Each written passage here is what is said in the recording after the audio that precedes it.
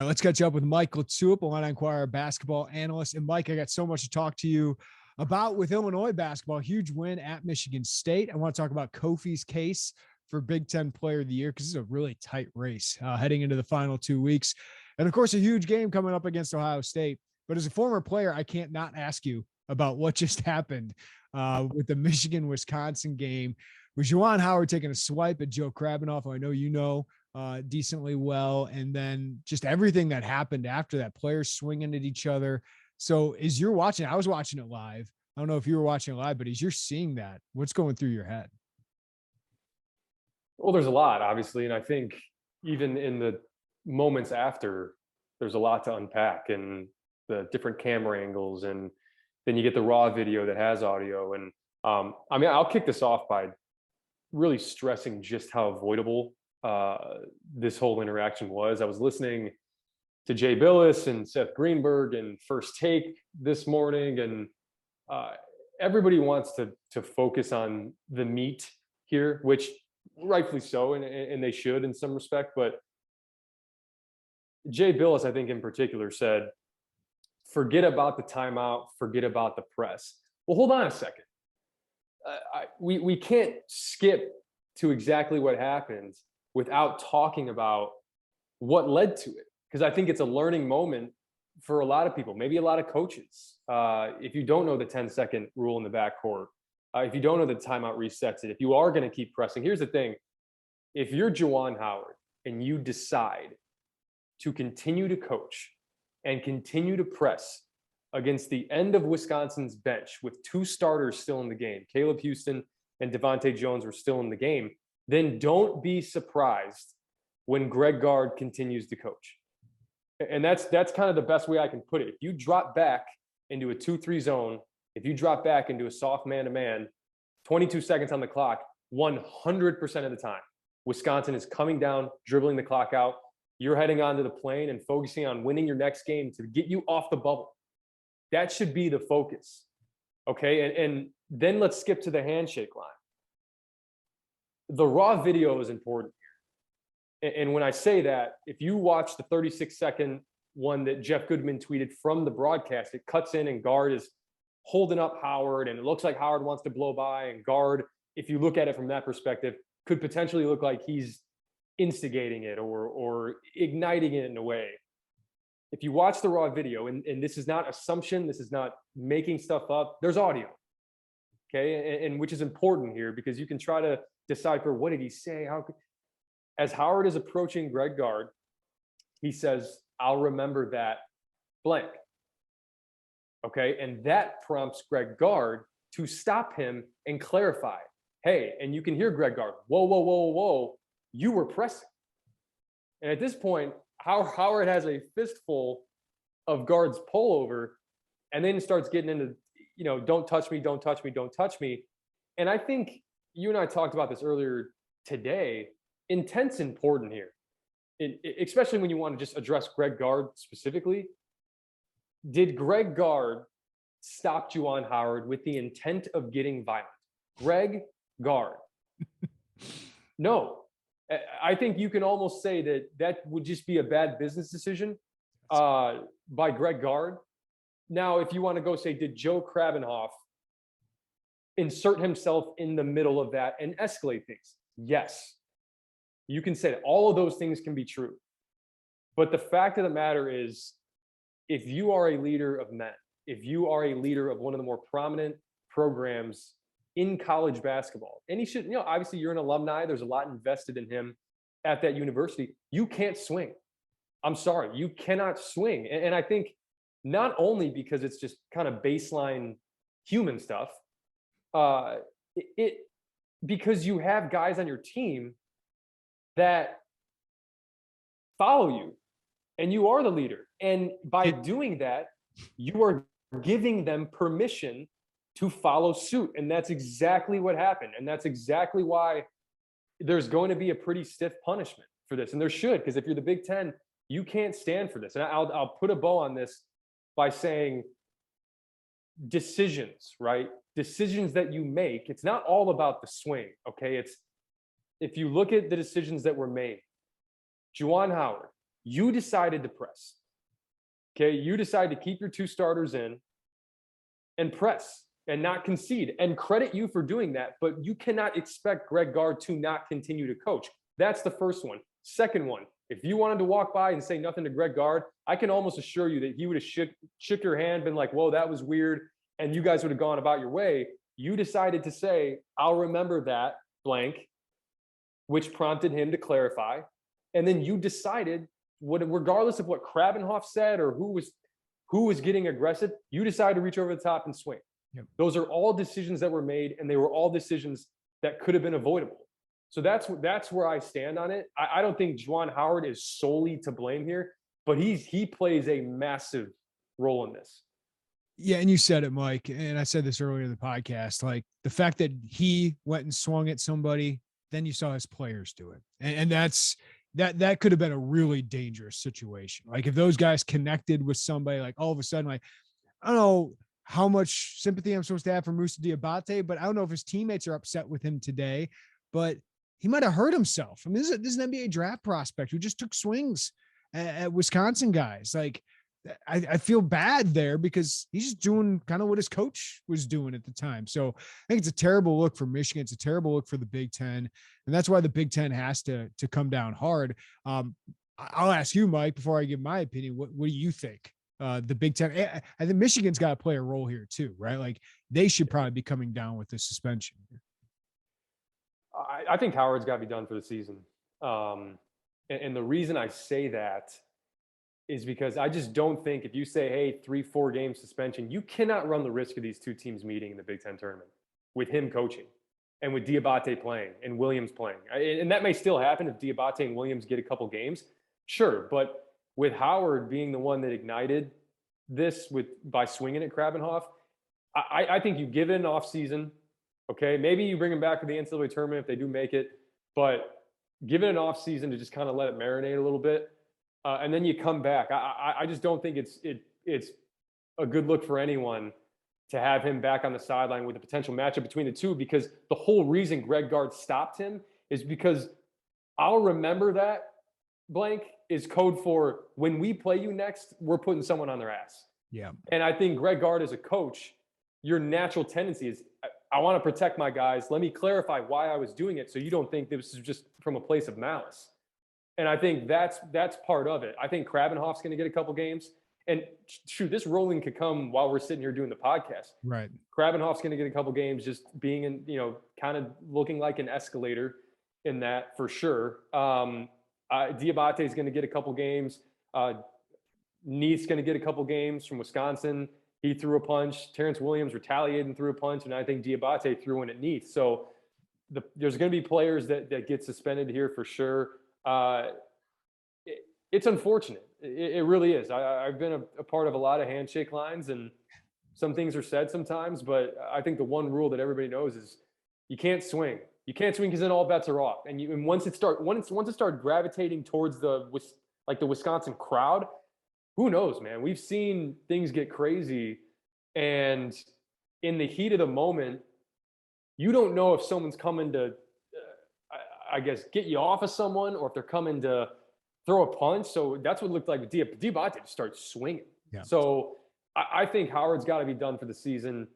And the main thing is just, I don't think you can run the risk of everyone being active for a potential rematch. I maybe next year is next year and things happen, but I think the last thing I'll say too is Wisconsin, Michigan, welcome to your rivalry, because this is going to be one that's going to go on for the next few years.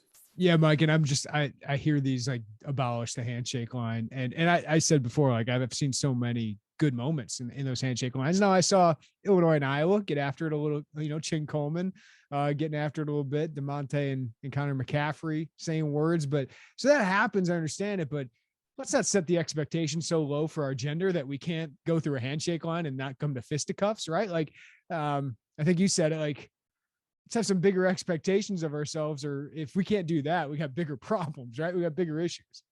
And these are two teams, like we talked about before we recorded, a lot at stake here for both. You're talking about a Big Ten title race for Wisconsin, where who knows, heat of the moment, Johnny Davis gets in there and throws a punch. You're talking about Big Ten Player of the Year candidacy. You're talking about them not winning outright or a share of this title. I mean, there's a lot there, and Michigan in particular. I mean, you're on the bubble right now, and I get it. It's been a frustrating season. Expectations and I think what people don't understand is for all these coaches, you live that, and it consumes you, and that's what you think about constantly. And you come off a really good year last year, expectations are sky high, and you don't meet them. That's frustrating. And a chance to get a big win against Wisconsin, it doesn't happen. 39-38, you're winning, it gets out of hand. I mean, I understand that there's frustrations, but shoot, that happens to almost every coach every game. So you can't be any different, and there's no exception where, to me with Howard, it looked a little bit like, whoa, wait, you can also react to things and you can also make decisions. It's just it can't be one-sided, is what I'm saying. And both these teams have a lot to play for, and that's why if you were Wisconsin, you got to get in there and pull guys out. Michigan, same thing, because this is the home stretch for both teams. Diabate being out could be the difference of them making the tournament or not, right? Like, I mean, Hunter Dickinson's been phenomenal, but he's had to carry them. And Diabate just had a 28-point game the other day to help them beat Iowa. So, and that's a huge win for them. So if they don't have Diabate the rest of the regular season and in the Big Ten tournament, all of a sudden, I mean, that could be the difference. And that started with Juwan really swinging. And it's a spot, Diabate in particular, that 4 spot for Michigan has been the one that has probably been the most inconsistent the whole entire year. You could argue. I know the guards haven't been great at times, but Devontae Jones starting to figure it out. Brooks starting to figure it out a little bit. Houston's even starting to figure it out a little bit. That 4 spot, I know Diabate kind of went nuclear against Iowa, but man, they need you. And you're starting to come into your own a little bit, and potential first-round pick. He's got all the measurables, and you don't want to put yourself in a situation like that or hurt your draft stock. Not saying, hey, it's about your draft stock, but man, there's millions of dollars on the line, life-changing money for some of these guys. So to do that in that moment, it's tough. And it's an 18, 19-year-old, and I'll keep going back. You follow suit with the coach. And if Howard doesn't swing, I think everybody gets out of there, and it's just a little dust up, and you're moving on. So unfortunate all around. All right, Mike, let's talk about Illinois basketball going into East Lansing, getting a win for the first time since Mike LaTulip was on the team, right? It's been a while. 2015 was the last time. And I just thought they showed a lot of resolve in that win, Mike. First, to come back after your coach challenged you after that Rutgers performance and to have that kind of first half. And then, I mean, Tyson Walker went on an all-time heater against Illinois late in that game, and Illinois was able to kind of go blow for blow with him and find a way to win. Of course, with Trent's late fury, Kofi came in the clutch as well. So what was your big thoughts on that? Culture win, and really the type of performance that wins you a Big Ten title. And I say that it's how they won. If they went in there and won by 25, then yeah, it'd be easy for me to sit here and say that's a performance that wins you Big Ten titles because they won by 25 in East Lansing. It's the resolve, like you talked about. They shave it down to 8, you get a good possession, you execute. They shave it down to 7, you get a good possession, you execute. And I think there was between the 11-minute mark and the 8-minute mark of the second half, there was a chance, there was a window for Michigan State to shave that thing down. And then once it's a 2-point game with 8 minutes left, 3-point game with 8 minutes, then all bets are off. I just think Michigan State kind of ran out of time. And Illinois was just, they were in such a good rhythm. They were executing, they were assignment sound. And look, I understand Tyson Walker went on his heater. That happens. Pressure's off a little bit. You're down 16, shots start falling. These are tough shots. And we'll show a little bit in the film breakdown. 17, 18 footers, a guy that's shooting 54% from 3, but 36% from 2. I'm sure that went up after last game. But he hasn't been great inside the arc. But water found its level. And I think the performance they had against Rutgers, the Pizza Hut talk, the toughness being questioned, all of it. I think to come out of that and do what you did in East Lansing, right? You follow up a Rutgers performance, not like, all right, now we got Penn State at home, get back on track. You go into East Lansing, a place that those guys haven't won. They haven't won there. And to do it in the way that they did it, I think defensively in that first half, elite, man, elite level stuff. really, really high level stuff that quite frankly wins you championships. I mean, they had 8 points with 7.5 minutes left in the first half. And it wasn't because they were just missing shots. Every single guy on the floor had something to do with that. And they collectively rebounded. They collectively stuck to their assignments. And shoot, if they can do that and they can sustain that like we've seen them do, there's not a team in this country that they can't beat. I firmly believe that. A lot of tough twos, Mike. Like just a lot of tough twos that they're able to force. Obviously, it didn't go that way in the second half, but also getting a huge boost from Jacob Grandison to kind of break out of that slump. Now, maybe he goes back and he shoots 2 for 8 next game from 3. But I thought that was a toughness kind of thing from Jake to make those shots, but also Trent Frazier to get him open to make some of those passes. So to get him going early on, along with Kofi, give Kofi a little bit of help from the outside was just a huge relief for them. Yeah, we've seen those two things play off each other. Kofi getting going opens up the perimeter getting going opens up Kofi. And the first attempt, I think what gets lost in all this, shooting slump for Jacob Grandison. I understand he went 6 for 10 in the game. He missed his first one. So you could immediately sink into, oh man, here's another game. Am I going to miss again? But especially the way he went in and out. Yeah, and the way he took his first one was the most telling thing. When I saw him step into that confidently, no hesitation, I'm like, this is Jake. He's back. And 2 possessions later, throws it into Kofi. Kofi throws it right back out. And I've talked about it. There's been an avenue for that where Kofi can just kind of play hot potato a little bit because they're really, really swarming him. And Jake steps in, knocks it down. That was probably one of my, 20 years from now, you'll look back and no one's going to be like the Jacob Grandison performance in Michigan State.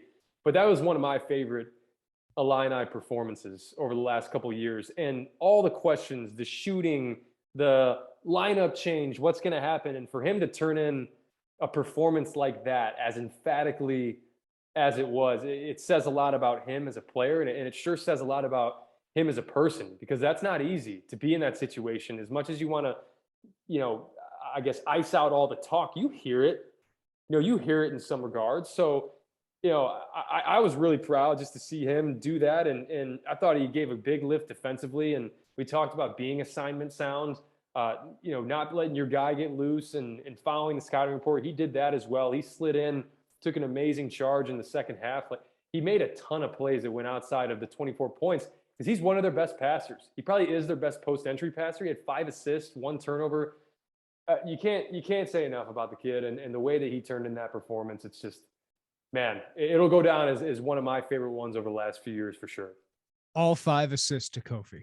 Yeah. Mm-hmm. And 5 boards too. We've talked about rebounding. Like, he needs to be around that 5 number, in my opinion. So to get that, and you mentioned the charge, that was just absolutely huge turning point for that game. Trent Frazier, talk about resolve, Mike. You miss your first 6 shots. You make your last 3, including a broken play to hit that one. To see his confidence, like, I don't mind Trent shooting when he's 0 for 6. Like, I think he's got enough of a resume to trust him to take those shots. But, Coleman got that great pass, one-handed pass to get Trent his first 3.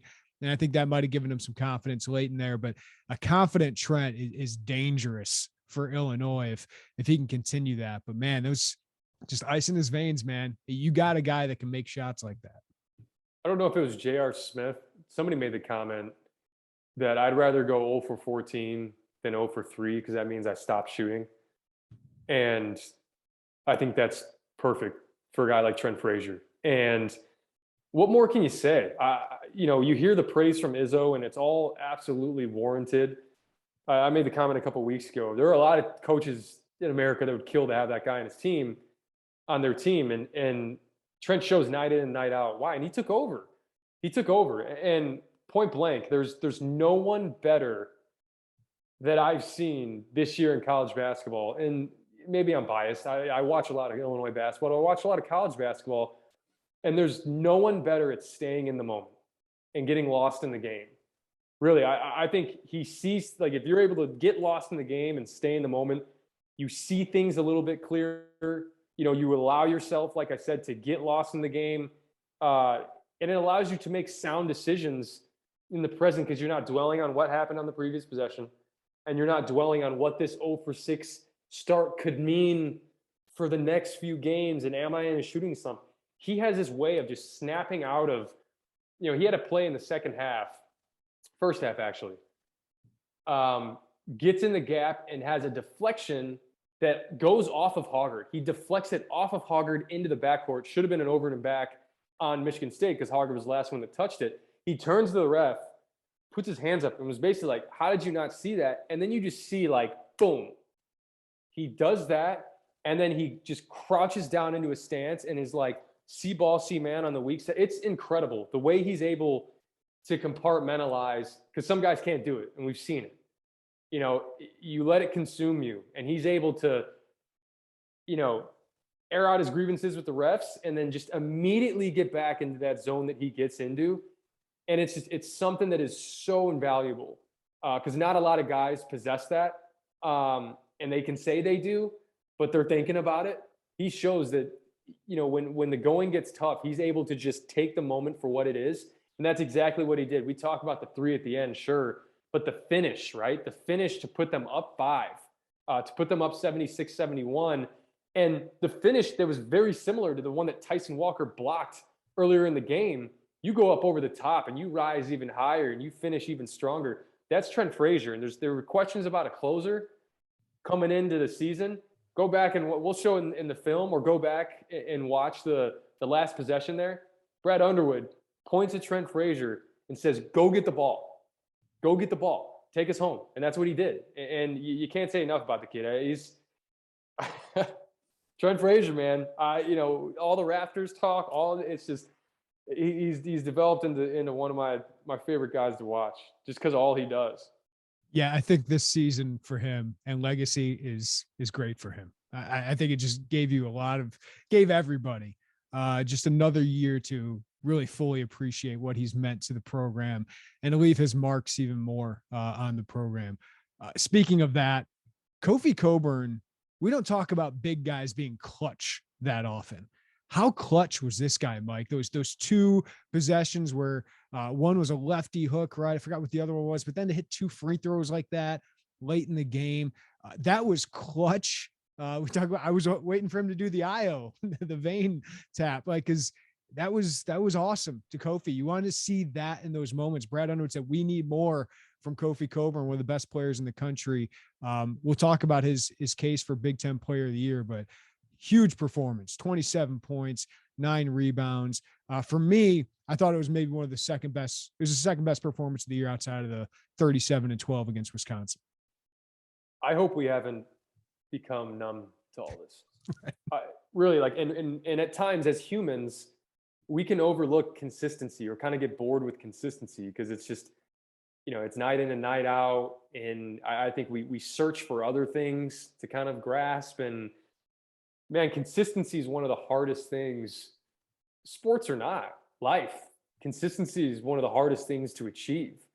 And it takes a certain mindset, right? Like it takes a certain resolve when you're getting beaten down every single night and you probably get fouled more than any player in the country. I think fouls drawn per 40 minutes, he's actually 4th.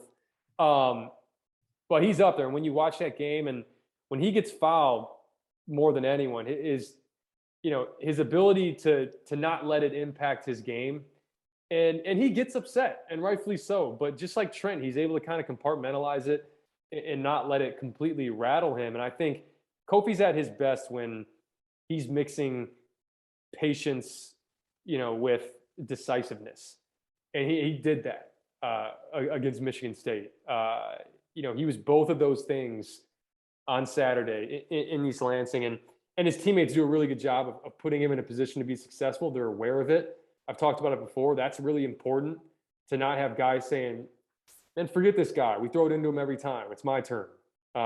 That's important. They recognize it. And I think that says a lot about Kofi.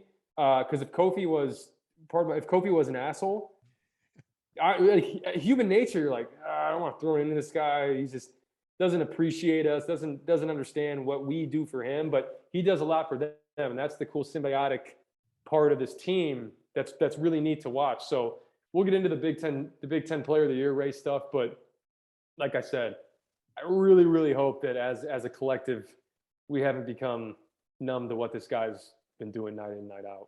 Yeah, I hope people still appreciate it every night, because once it's gone, you're gonna know it's gone, because it's ridiculous what he's doing.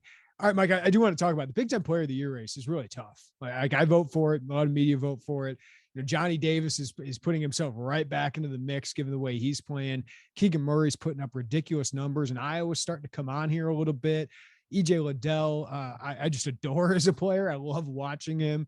And Jaden Ivey is the most talented and the best player on the best team in the Big Ten. His numbers aren't as great. They don't need to be as great, but I feel like he's had huge moments, right? I feel like of all the guys in the Big Ten, him and Johnny Davis might have the best moments in the Big Ten so far this year. But let's talk about Kofi's case. Now, I want to break down just some of the numbers. He's averaging 21 points, 21.7 points per game, 11.2 rebounds. That's number 7 nationally in scoring, number 7 nationally in rebounds. It's ridiculous. He's number 2 in Big Ten in scoring, number 1 in rebounds. He has 14 doubles in 14 double doubles in 21 games. And here's some numbers for you, Mike. During the last 30 years, Kofi is one of 2 Big Ten players to average 20 points and 11 rebounds during conference play. Do you know who the other one is? 20 points and 11. You said the last 30 years. Last 30 years, only one other player during conference play. 20 points, 11 rebounds during conference play. He wasn't on a very good team, and it wasn't that long ago. It wasn't that long ago, and he wasn't on a very good team. 20 and 11. I mean, it rules out any of the Wisconsin guys because they've been good. Go farther north. Farther north than Wisconsin, yeah. Is it Jordan or Minnesota? You thinking of Murphy? Is that who you're thinking of? Yeah, Jordan Murphy. No, it's Daniel Oturu. Daniel Oturu did. Okay. Yeah. And Cockburn is doing it in 6 fewer minutes a game, by the way. So Oturu averaged about 35 minutes, and in Minnesota it was 15 and 16 that year. So didn't have a lot around him, right? I'll give you another stat. Cockburn is one of just 6 high major players since 2000 to average 21 and 11 during a whole season. The other guys, Kevin Durant, Michael Beasley, Blake Griffin, Luke Herringody, and Marvin Bagley. That's 4 top 2 picks in the NBA draft and 1 Notre Dame legend, Luke Herringody. So pretty good company. What do you think, Mike? What's his case? I think a lot's going to come down to the title race, right? If Illinois can find a way to win this outright, I think it's a no-brainer. Purdue wins it outright, I think it's Ivy. If Wisconsin wins it outright, I think it's Johnny Davis. Now, if it's a 3-way tie, that's where it starts getting a little bit interesting. Because I think, and this is unfortunate, I think what may end up happening, if they all share this and Kofi doesn't win it, what I think it's going to be a product of is I just don't think people have watched enough Illinois basketball. If you watch Illinois basketball, you see what he does. We talk about the gravity all the time, right? His orbit, in a sense. And if you're not watching for that, and if you don't notice it, then all you're seeing is, yeah, he's big, he turns around, he dunks it, makes some free throws, and you're doing a disservice if you're trying to dumb down his game like that. Because the strides that he's taken as a facilitator, I'm not saying he's Nikola Jokic, but some of the passes he's made out of the post, we would have really never fathomed that he would do that in his time at Illinois, and he's done it, and he's improved. I think that's the other thing is he didn't come into the Big Ten averaging 20 and 10. If you go back and watch his freshman year, it was ugly at times. Like he had a lot of growing pains. So I think you got to credit him to where this isn't just like, yeah, if I was 7 foot 280, I'd be doing that too. Well, no, because he came in and has grown a ton. And the player he is now is just his decision-making, his touch, he's shaved down his turnovers, his assists are higher. For him, he would be my Big Ten Player of the Year right now, just because I think Zach Edey and Travion Williams really do help Jaden Ivey out a lot. Just like you can argue some of the Illinois guys help out Kofi, but Edey's a guy that is an NBA prospect. Travion Williams is a guy that may get a cup of coffee there too, just based off his size and skill level. In Johnny Davis too, here's the thing. If it comes down to a share, it's probably going to be Johnny Davis. And the reason I say it is because people are going to fall in love with the preseason rankings. Yep. Of Wisconsin being 10th and winning a share of the league. And everybody wants to go and grasp at the storyline, and I get that. But man, if you watch these teams, and everyone has a good case. I'm not saying it's Kofi and it's absolute BS if anybody else gets it. Because there's a legitimate EJ Liddell has been absolutely out of this world. The problem is that Ohio State just feels like they haven't played. Yeah. But when he has played, he's 40% from three. His numbers are outstanding. They've beaten the number one team in the country. And he's a big part of that. Keegan Murray, you mentioned it. Ridiculous numbers. Ridiculous. Like he is keeping that team from being a bottom feeder right now. So there's something to be said about that. So you can make a case for a lot of guys. Like I said, if it's going to be a share, then it's going to get interesting. But I've seen Kofi not play, and this team look out of sorts at Maryland. I've seen Kofi sit on the bench, and a 27-9 run happen at home with Maryland. It's an impact when he's not on the floor. But I don't think enough people look at it that way. And when I say that, I mean voters in a sense where it's like they're not diving into it enough to be like, well, what's it look like when he's off the floor? It's going to be the numbers, and it's going to be his NBA draft prospects or his, Jay Ivey's going to be a top 5 pick. Johnny Davis may end up being a top 10 pick. And you're crazy if you think voters don't lean into that a little bit. So I think out of all three guys, Kofi probably has the biggest uphill climb. Maybe, just with everything around it. But I think he also has as legitimate of a case as anybody. Yeah. Illinois is 14-5 against high major teams when he plays, 1-2 against high major teams when he doesn't. And I think you and I know, I think another thing working against him is just kind of people expected him to be this good, right? He's the Big Ten preseason player of the year. And he's kind of we were talking about, could he be a 20-10 guy?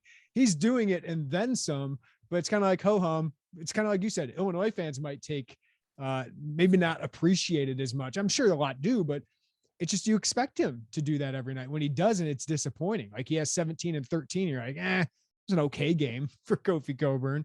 While like Johnny Davis, maybe expected to average like 13 points a game this year, not 20, not to be, 37 points to win at Purdue and have Wisconsin in a Big Ten title race. And Johnny deserves Big Ten Player of the Year. It just so happens all these guys are competing for this award when all of them are probably going to be All-Americans. Like first and second team All-American. Like 5 of the 10 All-Americans should be Big Ten players. Like Keegan Murray should be a second team All-American. Like Jaden Ivey to me was kind of my leader after Purdue won, but then you look at his numbers and it's like, people might not think he's the winner because he's not always the most efficient. He's had some huge games, some huge fourth quarters or late in the second half. But then Johnny Davis doing what he's doing, Keegan Murray. I think EJ Liddell, if Ohio State won a share, he'd be right up there with all these other guys. So I think Kofi's got a strong case. If it were today with these 3 teams tied atop the Big Ten, or Purdue, if they all tie atop the Big Ten, I'd probably lean Kofi, but I'm a little biased because I see it every night, right? I bet a lot of people, if Wisconsin wins a share, Johnny's going to get it. And I can't really say, oh no, that's wrong. But I think you're right. Whether it's Brad Underwood with Coach of the Year, Kofi Cockburn for Player of the Year, I think Illinois has to win at least a share of the Big Ten to win those awards. For sure. And what you and I both know, Jeremy, is that no matter who wins it, majority of people will not be okay with it. If Kofi wins it, a lot of Purdue, a lot of Wisconsin, probably a lot of Ohio State fans are going to be upset. It could be very important for Kofi to be the second choice for a lot of people, because say Johnny Davis, like if people want to put Jaden Ivey because Purdue wins the Big Ten, some people might not even have him in the top 3. Like National College Player of the Year odds, Kofi's number 1 in the Big Ten at plus 400. Johnny Davis is 3rd at plus 600. These are behind Shibwe, and then Murray is right behind at plus 750. So they only have Jaden Ivey on there, and that, which is crazy to me. But like, if Jaden Ivey gets some first place votes, but not the second and third place votes, maybe Kofi can win that way. Yeah, I think out of all the guys, if you were going to say, hey, give me your top 2, majority of people you would ask would probably have Kofi in the top 2. Like you said, it's going to be Ivey or Davis or Liddell that are going to be on the outside a little bit. That's the thing. That's the consistency, right? And it's going to be close. It's going to be really close. And it's the game within the game right now. You have the Big Ten title race, and then there's this, because there is a chance between Ivy, Davis, Coburn, Liddell, and Murray that you get 5 All-Americans. I think it's actually likely. We'll see. Maybe they don't go as Big Ten heavy, but it's going to be crazy to see which one gets left off an All-American list, because whoever it is, they're going to get snubbed. All of them has been playing at such a high level, and it's been great for the conference. I think it's been great for, as much as teams want to root against each other, it's been fun tuning in every single night and just seeing these unbelievable players carrying their teams. And like, really, five guys in the Big Ten that are this potent and this great for their teams. It's like you have like a 50% chance of turning on FS1 or Big Ten Network and seeing an All-American play in the conference, which doesn't happen much. It certainly wasn't the case when I was there. We had good players, right? We had Trey Burke. We had a number of guys that were Nick Stauskas. Like, there were a lot of guys that were All-Americans, but not getting into the 3, 4, 5 territory. So it's been great for the conference. I just got 2 more quick things for you, Mike. I know we're going along here, but Brad Underwood stuck with his starters. We talked about changing the lineup. We thought maybe he should at that time, but I know you texted me right before that game and said, I think he's sticking with his guys. So what were your thoughts on, sticking with those starters, getting good results out of it? And then I think you're starting to see the rotation settle in here a little bit. Yeah, when we initially did the video, I think we were both kind of like, yeah, could see it for sure, could see them making a change. But I think the other point that I made was, or do you take the easier route, which is relying on older, more experienced guys to play with a little more toughness and confidence? And that's exactly what they did. And I'm glad they did it, because it was the right move. And look what happened. If you get all panicky and take Jacob Grandison out of the lineup and you don't get that performance, I'm not sure you win that game in East Lansing. So I think it was just kind of a reaffirming, hey, we're all right. Because I think perspective's helpful too. And I think sometimes everyone gets caught up in that. You lose 2 of 3, but full body of work, you're first place in the Big Ten. And let's do what, quote unquote, got you to the dance. And I think, these guys from the rotation standpoint and shaving it down, I think you are going to see it.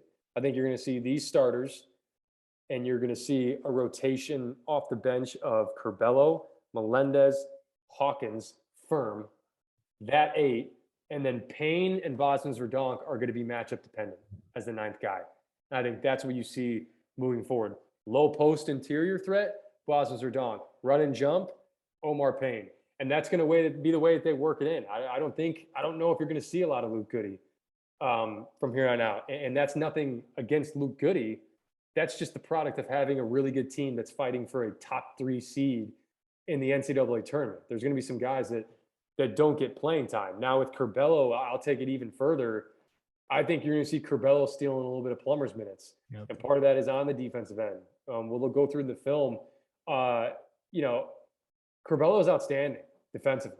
I know everybody wants to say, but Tyson Walker hit some shots on him. Stick around for the film breakdown, and you'll see that Grandison got some shots knocked down on him. DeMonte got by Tyson Walker. DeMonte got some on him, and then by the time Plummer got some on him, by the time Curbelo was guarding him, it was, he already had it rolling. So, there's certain things that he offers, not only from a defensive standpoint, but from a defensive rebounding standpoint. And I thought the closing lineup was telling. Curbelo's in there, not Plummer.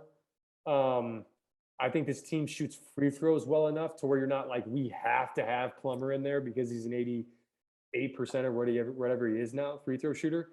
And I think you'll see a lot of it going forward. And I think it makes the most sense. You have to solidify this rotation a little bit heading into March, so that I talk about the role identification stuff, right? You don't want guys guessing going into March. It's, here's what I am for this team. Here's what I do. Coleman Hawkins has been doing that at a high level the last 2 games. And you'll see him playing within that moving forward. So I thought it was a step in the right direction for sure. And it was absolutely the right call. And that's why Brad Underwood is a great coach. That's right. All right. Before we let you go, Mike, big game against Ohio State. Ohio State plays Monday night here before they come to town and play Illinois. So they play at home against Indiana. they have a bunch of games to make up. So they got 6 games here left during the final 2 weeks. One of those here at the start is going to be Illinois, and Illinois won 2 against Ohio State in March. But before that, there's been a matchup issue for Illinois. Of course, they got a young backcourt now for the most part. What do you think of this matchup? Knowing the one that got away, E.J. Liddell, has been an Illini killer most of his career. What do you think of this matchup on Thursday? Well, I know it's an Ohio State team that's starving for a marquee win in conference. I get it. Back in December, they beat Wisconsin, but take a close look, man. Their conference wins outside of Wisconsin: Nebraska, Northwestern, Penn State, Minnesota, Maryland, Michigan, Minnesota. Yep. They don't have that. You can say Wisconsin, but in January and February, they have not had a marquee win. You also throw another win in there against IUPUI, who's arguably the worst college basketball team in the country. So they haven't done it, and they're good offensively. And EJ Liddell is a big reason for that.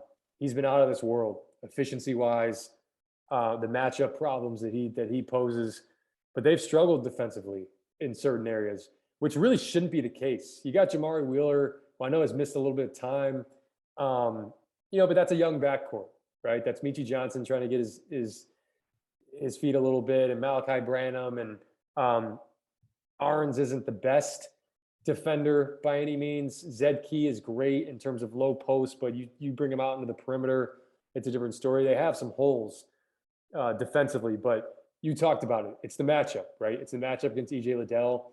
It's what presented issues for this Illinois team in Champaign last year. You could tell last year they lived and died on giving Liddell that pick and pop 3 and hoping that he missed. He was 7 for 14, 50% in the 2 games that they played.